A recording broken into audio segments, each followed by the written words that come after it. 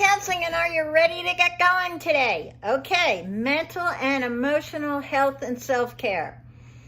Now, we did a video on physical self-care, we did one on spiritual self-care, and now today is the mental and emotional health and self-care, healing and self-care.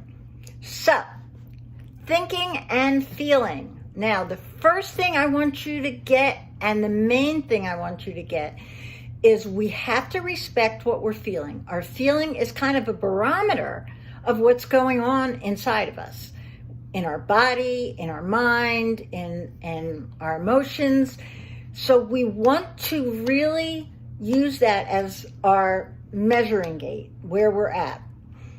But we always want our thinking to be able to override our emotions.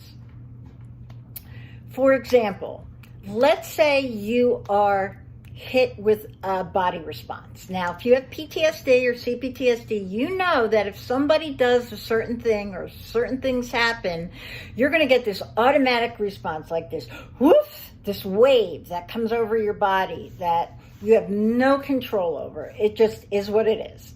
So I call that point A. So that is automatic.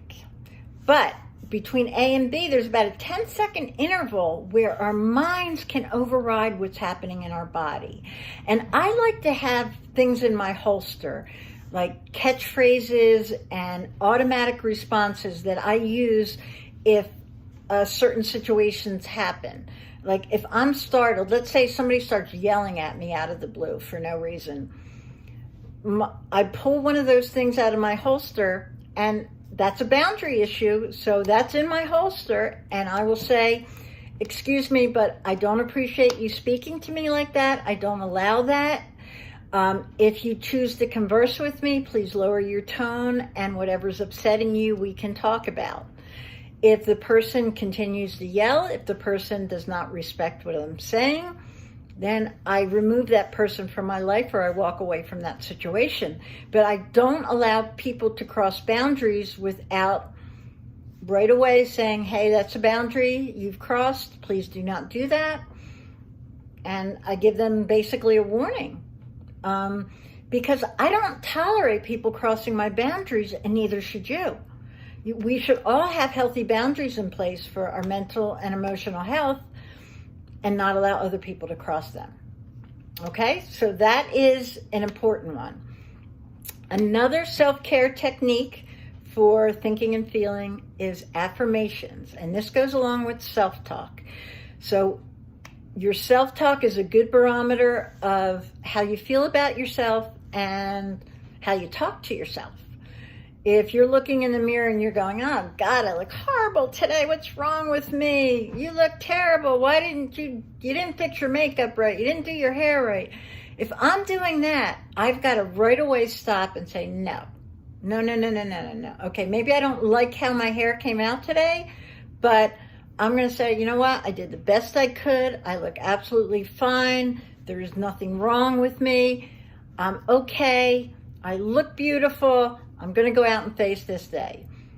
We have to do that for ourselves. We have to look at our self-talk and notice if it's positive or negative. If it is negative, we need to erase and re-record the positive. Because a lot of times our self-talk is from childhood or from a parent, and we've adopted that voice. Another way to deal with self-talk is to do affirmations.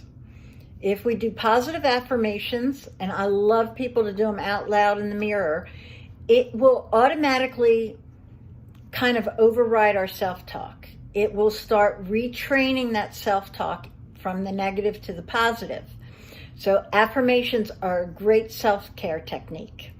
Another one is therapeutic journaling. It's where you just start out, I feel, blah, blah, blah, and you just start allowing the pen to write whatever you're feeling and start processing what you're feeling.